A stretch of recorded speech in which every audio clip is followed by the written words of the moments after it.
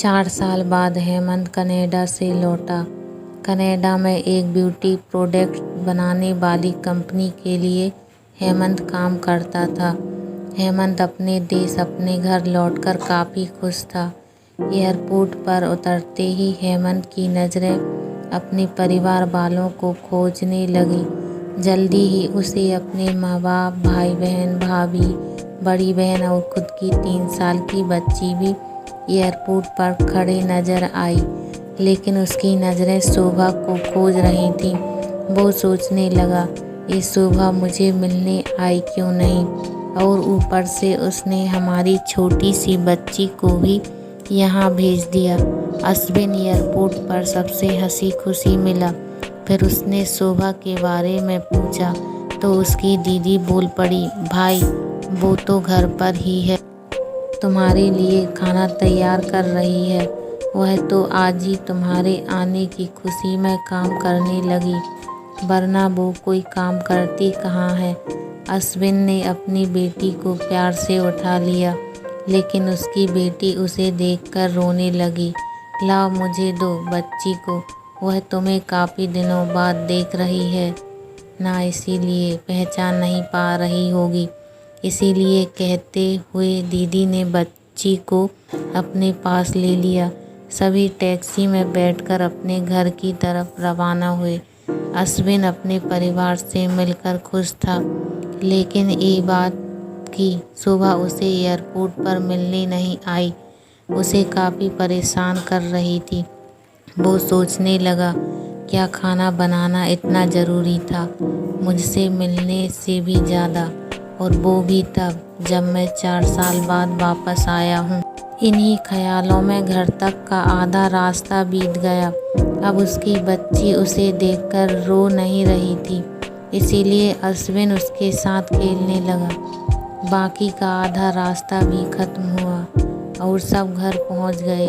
गाड़ी की आवाज़ सुन शोभा बालकनी में आकर खड़ी हो गई और अश्विन की तरफ देखने लगी। अश्विन भी जैसे ही गाड़ी से उतरा, उसने पहले दरवाजे की तरफ और बाद में बालकनी की तरफ नज़रें घुमाई, जैसे वह सुबह को ही देखना चाहता हो। अश्विन से नज़रें मिलते ही शोभा के चेहरे पर मुस्कान झलक उठी। अश्विन भी उसे देखकर हल्के से मुस्कुरा दिया।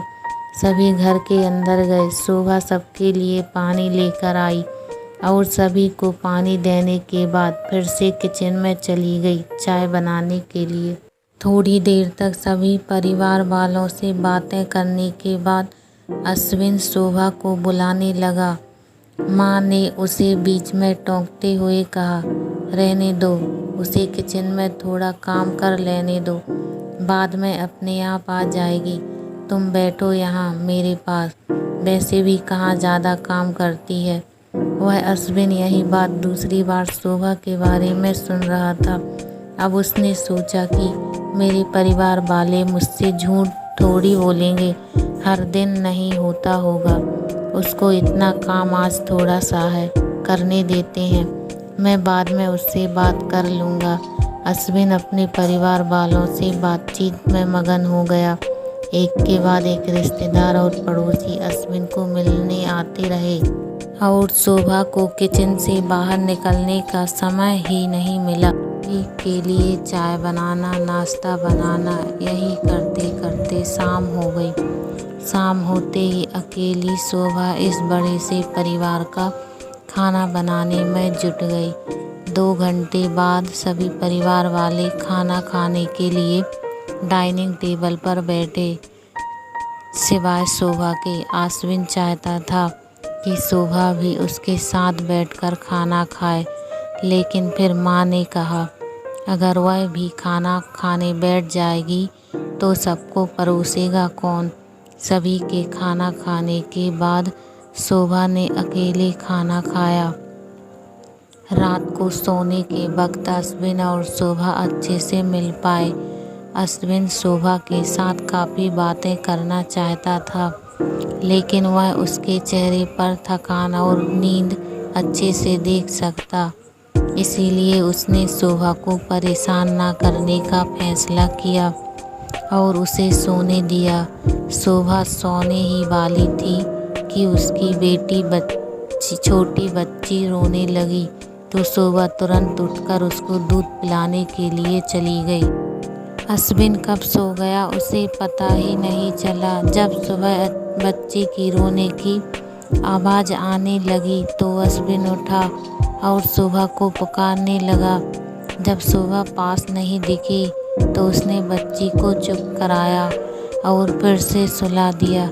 अश्विन बाद में शोभा को देखने लगा तो शोभा उसे फिर से किचन में मिली, जो सुबह सुबह ही जल्दी उठकर घर वालों के चाय नाश्ते की तैयारी में लग गई।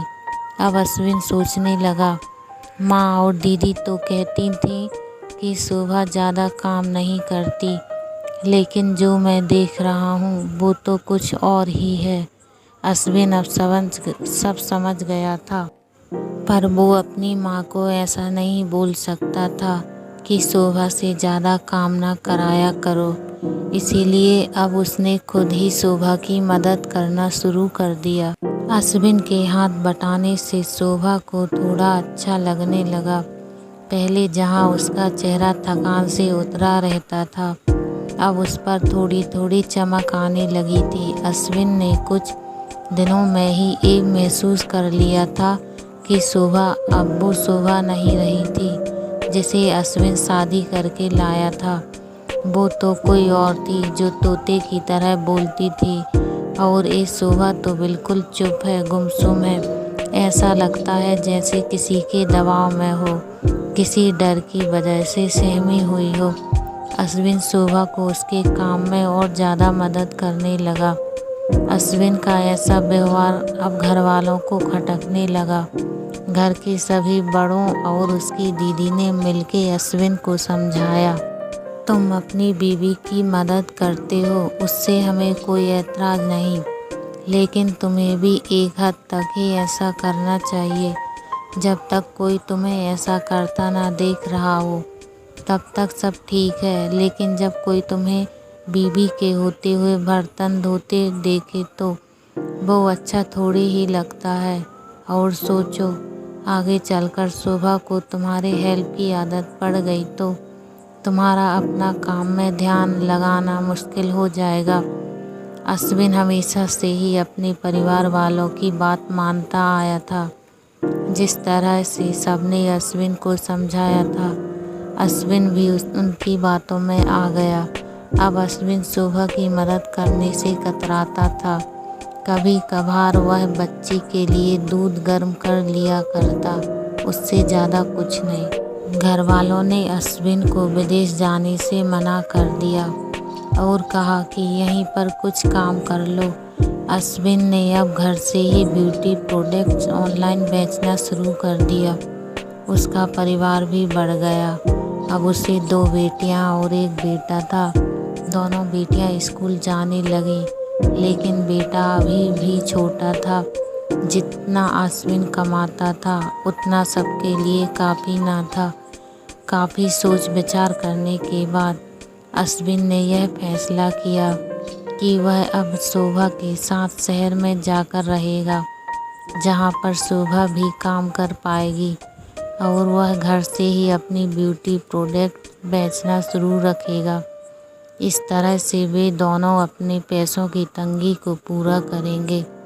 परिवार वालों ने भी अश्विन को इजाज़त दे दी। अश्विन चाहता था कि माँ भी उसके साथ रहे, लेकिन माँ को शहर में आना मंजूर ना था। माँ बड़े भाई के साथ रहने लगी। शहर में अब शोभा नौकरी करती और अश्विन घर से ही ऑनलाइन अपने प्रोडक्ट बेचता। कई साल ऐसे ही बीत गए।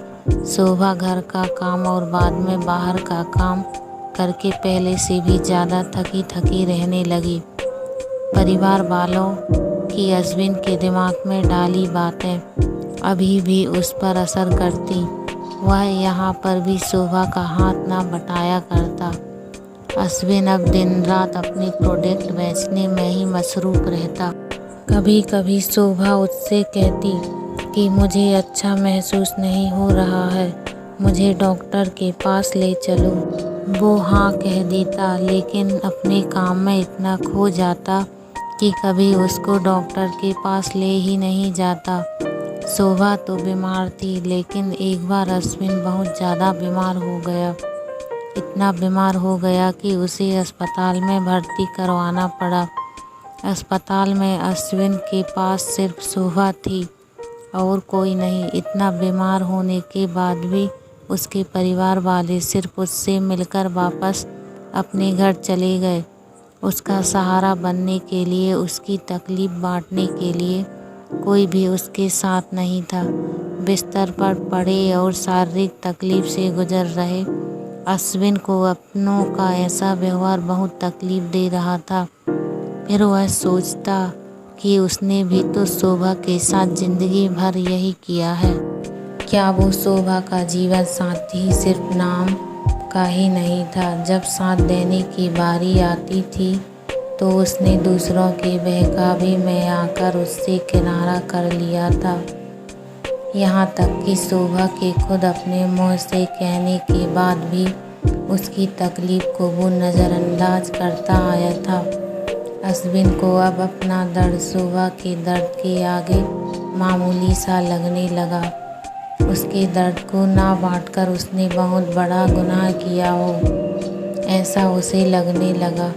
पश्चाताप के आंसू अश्विन की आंखों से बहने लगे। उसने अपनी सारी गलतियों और गुनाहों के लिए शोभा से माफ़ी मांगी। दोस्तों, जीवन साथी का मतलब होता है जीवन के हर उतार चढ़ाव में, जीवन के हर मोड़ में जो साथ दे। साथ होने और साथ देने में उतना ही फर्क होता है जितना सिर्फ वादा करने में और सचमुच वादा निभाने में होता है।